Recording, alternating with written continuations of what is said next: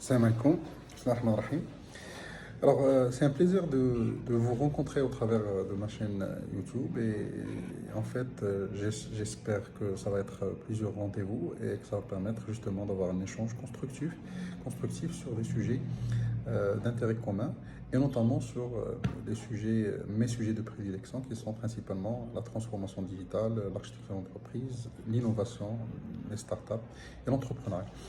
Voilà, donc aujourd'hui, en fait, je vais un peu essayer d'aborder l'une des questions qui me sont souvent posées dans les séminaires, les formations, et qui reviennent assez souvent parce que ça vient d'une confusion, qui est en fait, quelle est la différence entre un projet SI et un projet digital. Donc souvent, par rapport à ces sujets-là, en fait, on a une frontière assez fine entre ces deux mondes. Et souvent, les projets digitaux, donc le nouveau mindset, le nouveau concept qui est la transformation digitale, la transformation par le digital, vient supplanter en fait les projets classiques qui sont des projets ici. Et on se pose souvent la question, est-ce que c'est la même chose que les projets ici, avec une nouvelle étiquette, avec un nouveau nom pour mieux vendre, ou c'est vraiment quelque chose qui est un peu différent par rapport à un projet ici classique. D'autant plus qu'il y a pas mal de projets, on le constate souvent, qui sont vraiment dans la limite des deux mondes. Quand on parle d'un projet CRM par exemple, ben, un projet CRM c'est un projet qui a forte connotation ici, c'est un projet SI classique et l'une des composantes principales d'un système d'information, l'une des briques fondamentales pour notamment les entreprises commerciales, c'est le CRM, c'est la solution de gestion de la relation client. Et de l'autre côté, c'est un projet qui a forte connotation digitale parce qu'il est orienté vers le client, parce qu'il capture des données sur les clients, parce que c'est un projet qui est en front et qui est au cœur de la stratégie digitale. Et donc, souvent, on va se poser cette question qui est très très importante à mon sens, qui est quelle est la différence entre un projet digital et un projet SI. À mon sens, il y a plusieurs différences. Je vais en citer 4. La première différence, à mon sens, c'est que dans un projet ici, le process, en fait, là, la description du besoin sous forme de processus, c'est un input du projet et souvent c'est un invariance. En fait, c'est pas quelque chose qui va changer tout au long du projet et par la suite. Donc souvent, on va considérer que le processus métier, c'est quelque chose qui est plus ou moins inchangé, qui doit être la base de la conception, de l'analyse, de la réalisation du projet ici. Alors dans un projet digital, c'est un peu différent. Souvent, le processus est un output du projet digital. Et souvent, ce processus, il est exprimé sous forme d'un parcours client, d'un parcours utilisateur, et qu'on va devoir réinventer, rénover, redessiner, reconfigurer au travers d'ateliers initiaux, donc d'ateliers de design thinking, qui vont permettre d'optimiser, d'améliorer, de réinventer ce processus au travers de la technologie. Donc si vous voulez, on peut dire que dans un projet SI classique, on est beaucoup plus dans une logique d'alignement. Donc on va aligner le SI par rapport au métier. Alors que dans un projet digital, on est beaucoup plus dans une logique d'impact. On va impacter le métier par la technologie et par les capacités technologiques qui sont offertes par les nouveautés du digital. Ça, c'est la première différence. La deuxième différence, à mon sens, qui est aussi importante, c'est que dans un projet digital, on est beaucoup plus customer-centric, user-centric. Ça, en fait, tout ce qu'on va concevoir, on va essayer de faire en sorte que ça apporte la valeur ajoutée pour le client, pour l'utilisateur.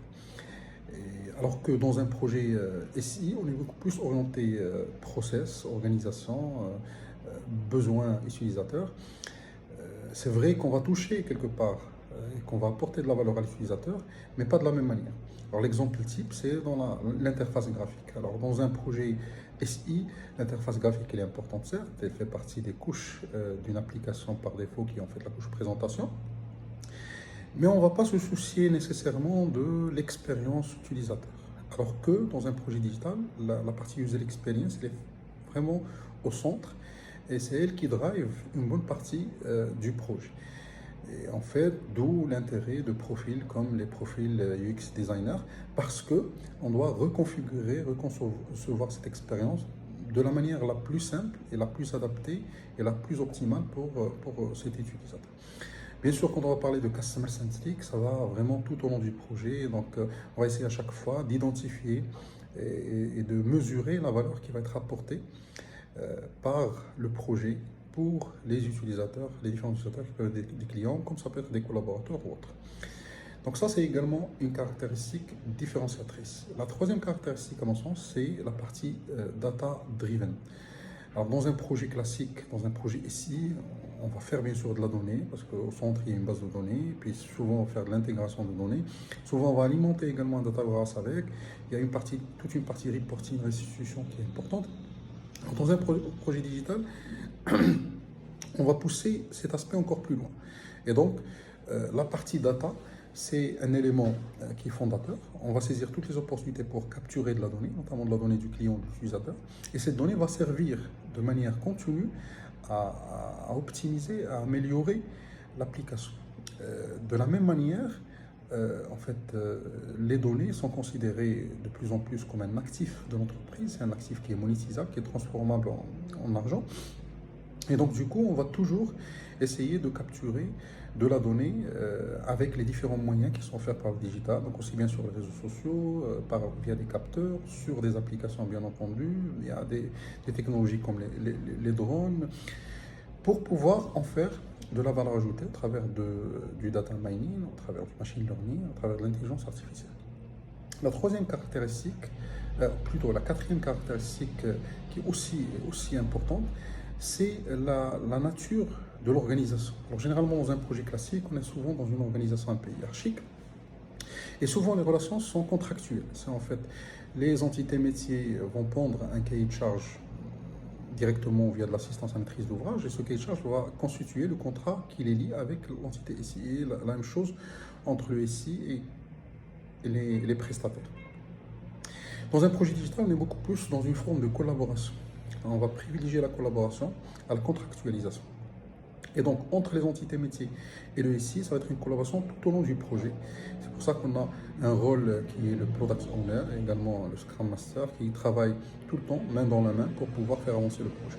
De la même manière, on va chercher toujours des logiques de win-win entre les différents acteurs. Donc, on va essayer d'apporter de la valeur aux différents acteurs et parties prenantes du projet. Alors, notamment, on va toujours chercher à faire de la collaboration avec des startups technologiques pour pouvoir aller plus vite, pour pouvoir bien sûr garantir une vraie valeur ajoutée et une innovation continue.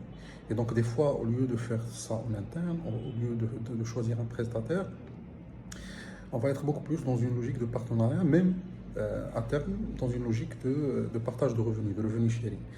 Donc ça, c'est quelques caractéristiques qui font la différence entre un projet digital et un projet ici. Alors il y en a d'autres, il n'y a pas que ces caractéristiques, mais disons que c'est des caractéristiques assez importantes.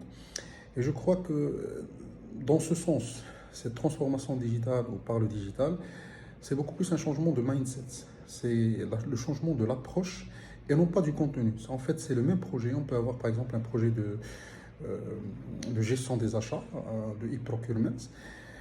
Le même projet, on peut le réaliser avec la manière classique en utilisant les mécanismes SI classiques sous forme d'un projet, mais on peut réaliser la même chose dans une logique digitale où là, on va se concentrer sur le besoin des fournisseurs par exemple, on va capturer des données, on va peut-être revoir l'expérience d'un fournisseur en utilisant la technologie, en facilitant ces tâches au travers de la technologie et on va bien entendu chercher à travers de la collaboration avec des startups à apporter de la valeur ajoutée pertinente, de la valeur ajoutée pour l'ensemble des acteurs dans une logique de réseau de valeur plutôt que de chaîne de valeur et de la valeur ajoutée pérenne et continue.